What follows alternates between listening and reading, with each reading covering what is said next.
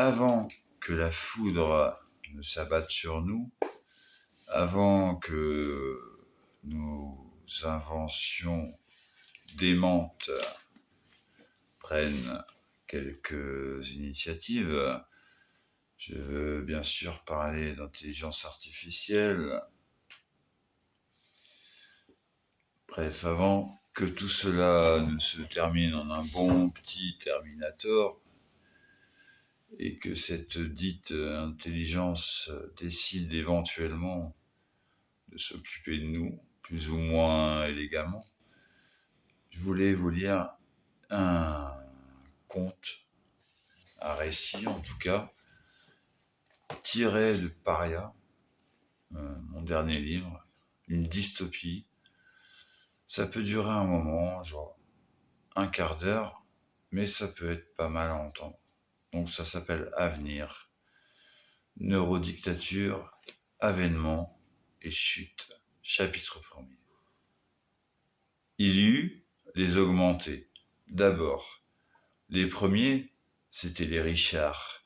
Ceux qui s'étaient augmentés, disais-je, après avoir franchi allègrement tous les premiers faux pas.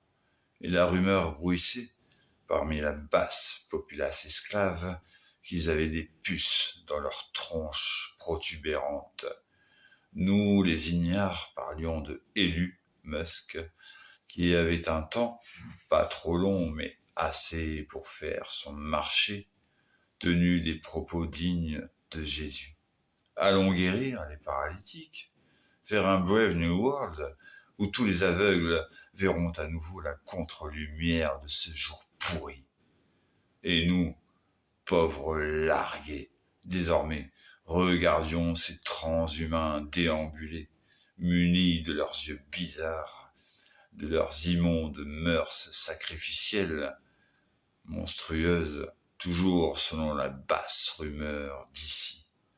On regardait, nous, pauvres 1.0, comme on disait désormais, adoptant les nouvelles courbettes d'usage, devant ces nouveaux seigneurs, ces élites cauchemardesques, Homo Deus, ces 2.0, alliés des dieux, des cieux, même avec ce Musk élu sur les hautes terres de Mars, nous narguant du haut de son mont Olympe, plus haut volcan du système solaire, où ce nouvel antéchrist, ou ce Christ nouvelle cuvée, c'était selon Homo Deus, donc, entouré de ces sbires extraterrestres, demeurait. Mais nous, hors de ceux qui s'étaient fait offrir le casque de réalité augmentée, abonnement à vie, étions la plupart du temps errants, cherchant gîte et nourriture. Nous avions été chassés, pour les plus chanceux, dont j'étais, de nos logements, alors que d'autres avaient été envoyés comme chiens à canon dans des guerres sans signification. De plus, il fallait sans cesse prendre garde aux vautours mutants dont les serres emportaient nos proches avec ces serres métalliques, et ces proches, on le soupçonnait, étaient destinés à faire bouffer de la matière organique aux énormes entrepôts afin de fournir de quoi fabriquer ces utérus artificiels, d'où jaillissaient des enfants sans cerveau, mais toutes données, éjectées gracieusement. Ces usines métalliques, monticules monstrueux que l'on voyait surgir le matin quand un nouveau simulacre de jour se levait des collines irradiées par ce soleil vert noirâtre, et le cauchemar qui recommençait une nouvelle journée s'avançait. Chapitre 2. Ceux qui ne se faisaient pas ainsi emporter par les vautours mutants artificiels, pourvoyeurs de matière organique pour ces usines, demeuraient ainsi assis sous ces cieux abscons, dans cette sous-caste Rien n'était organisé. Et le pire, c'était que la solidarité, mot quasiment disparu du langage courant, souvenir quasi abstrait, entre humains non augmentés, était contrarié par de multiples facteurs. L'un d'eux, c'était que nous étions ignorants que les picousés le fussent en effet. Car avant que tout cela ne prît forme, une vaste campagne de présélection avait été orchestrée cyniquement, tuerie, manipulation de masse, due à des épidémies tartuffes qui avaient jailli d'on ne sait où. Et tout cela organisé, ou à moitié, ou que dalle, dans ce nouveau désordre mondial qui avait précédé ce qui se passait aujourd'hui, ce que l'on nous avait présenté à nous maintenant inutile ou condamné, ou pire, ces nouveaux barbares comme la première véritable aventure humaine, qui certes se déroulait, mais pas ici. Les picousés semblaient capables de certaines choses, prodiges insignifiants, misérables miracles, ou, d'un seul coup, zombies obéissant à on ne sait quelle impulsion, avec ondes activées, sans doute de brefs instants. Mais cela, pour tester quoi? Nul ne le savait. Mais ceux qui étaient demeurés vierges de toute injection restaient certes égaux à eux-mêmes dans ces instants affolés, mais quelque chose s'était refermé en eux, toute capacité d'empathie annihilée, prétendant, de par leur pureté révélée, vieux refrain ayant hélas refait surface, avoir détenu en sus la vérité révélée. Ils obéissaient alors à un vieux réflexe, désuet en ces temps d'effet, de pur mépris de classe, et ainsi regardaient-ils les picousés avec un dédain certain. Et alors des hordes se regroupaient dans ce matin de monde, ce dédale chaotique, halluciné, troué par les vols intempestifs des augmentés, les pucés sur leurs machines, trouant ces rues chaotiques de castes prêtes à s'entrechoquer. Ce matin de monde. Alors des conflits éclatés, inutiles et dérisoires, et tout espoir d'entraide s'amenuisait. Et puis, dans ce long cauchemar tranquille, sous ces cieux magnétisés, se trouvaient ceux qui s'étaient amusés, comme des gosses, devant ce jouet, devant ce monde rongé, l'IA.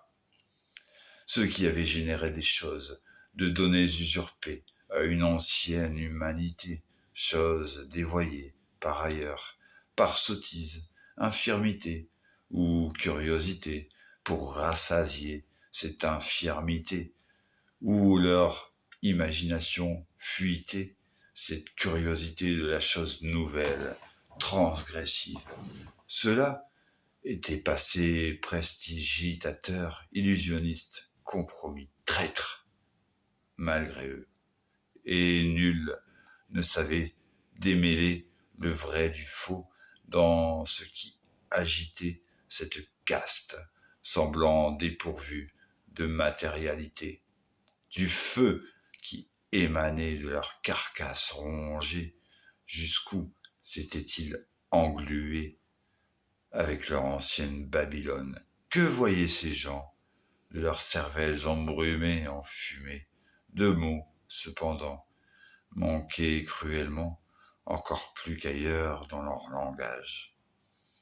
Empathie, reconnaissance.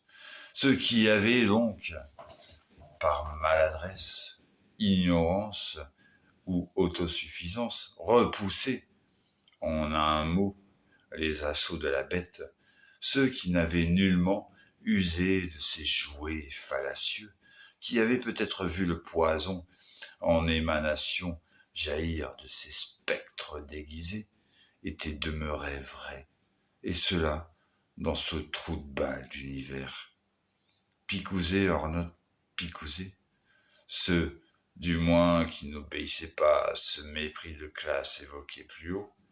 Il semblait qu'à eux seuls pouvait être encore accolé le qualificatif d'humain, même si cette catégorie particulière était peut-être la moins fortunée.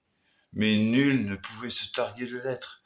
De toute façon, sous les vols des Homo Deus ou des vautours mutants, il faisait pitié à voir, car en eux s'incarnaient des sentiments oubliés, piété, pitié, s'étriser et denrées périmées. Et la gratitude fut-elle stupide et éphémère de voir avec reconnaissance se lever un nouveau jour en ces époques barbares. Car si l'Homo Deus, désormais pavané, sous tous yeux restait intact, je veux dire non pucé, une guerre, et cela vous l'aurez compris, était planifiée pour nous, et allait éclater maintenant sous le grand jour de pourriture emplie. Chapitre 3e. La guerre qui couvait ainsi éclata, et ceux qui devaient crever crevèrent. Des cervelles vides éclataient comme des citrouilles d'Halloween évidées. Les prestidigitateurs, aidés par l'illusion protectrice acquise, levèrent des armées de spectres afin d'annihiler des fumées qui montaient des temps gelés. Se déclarant connectés aux dieux, ils déliraient ou pas. Cependant, d'iniques prophéties dites par ces gens étrangement au fait de ce qui se déroulait dans l'au-delà bas, cet idiot au-delà nié n'en était pas moins rapporté à mi-voix, et les peuples faméliques recouraient à nouveau aux symboles anciens, et ainsi ils se signaient à nouveau auprès de nouvelles et sordides cathédrales. Quant aux pucés, leurs véhicules flottants avaient lâché, par le moyen d'étranges machines que l'on eût dit tirées de films science-fictifs, appareils se posant au sol afin d'émettre des vapeurs toxiques auprès desquelles l'homme suffoquait, et le bruit couvait qu'il s'agissait d'adapter l'atmosphère de Terra, alors qu'il y avait d'étranges survivances parmi les hordes d'humains faméliques dont on ne savait ce qu'ils réservaient aux autres, car dans le silence se muaient-ils statues aux abois. Mais l'atmosphère donc d'ici allait s'adapter pour que les étranges créatures alliées de Musk, élus, toujours festoyant rondement sur son Olympus Mons, auprès de curieuses entités, l'air d'ici allait ainsi se marsifier pour que ces créatures puissent déambuler sur les chariots ailés adaptés du livre d'Enoch, actualisé, égyptologue d'un nouveau genré, bien correctement donc. Ainsi, la phase ultime allait démarrer. Chapitre 4e et dernier. Ultime phase, Homo Deus, Musk élu, les gueux, face à face. La vallée d'Outre-Monde où ces dieux avaient installé leur nid, naissance spontanée, miracle giclé. Cité du diable, qui scintillait de 1000 éclats d'obus, d'armes inconnues. Et voilà comment l'histoire, au début, dystopie, ennuyée, se finit. Conte de nuit ennuyé se termina dans la vallée de la mort, qui portait désormais ce nom, empli de toute l'ampleur tragique que lui avaient conféré les faits. Fleurs, fragments reconstitués de mots extraits de ce que l'ordinateur central engendra réussit à enregistrer contre sa volonté. Fleurs, ceci, issu d'un écrit obscur, d'un auteur ne l'étant pas moins, issu de la proto-histoire terrienne. Un gamin revêche, fils du miracle et de l'inouï, se relèvera de ses cendres et ricanera indiscret sur l'au-delà. Ce sera au son de la 5e symphonie de Cancelli, sous-titrée à la mémoire de mes parents. Les fées, donc, après toute cette orgie de désastres, cet enfant tenait à la main un livre au titre étrange, La poésie sauvera le monde. Fleur, vallée de la mort, une fleur, un enfant qui prit un cliché de ce qui avait été. Il y avait tellement d'années que l'on en avait perdu le décompte, un cliché. Mais plus personne, Dieu, créatures diverses et variées, pucées ou non, picousées, hors note, leurs descendants, plus personne, depuis l'aube des temps, ne savait plus ce dont il s'agissait.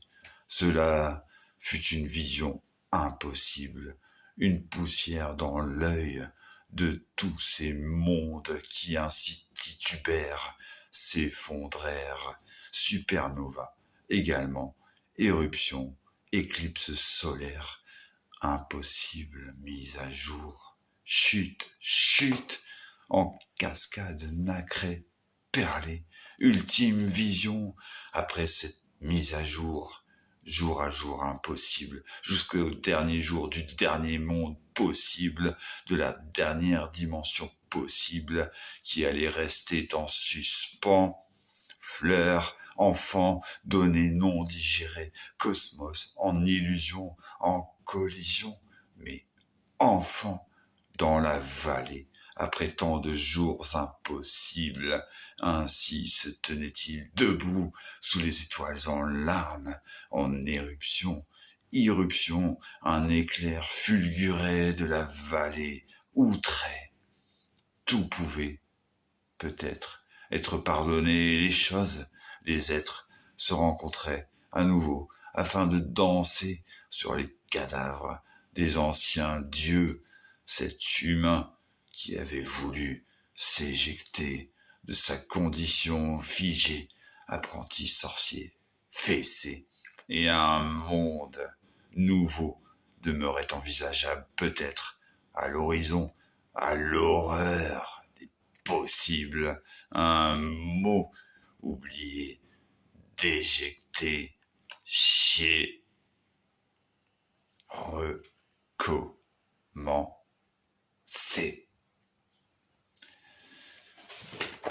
Nicolas Riensens, septembre 2023. Demain, nouveau programme.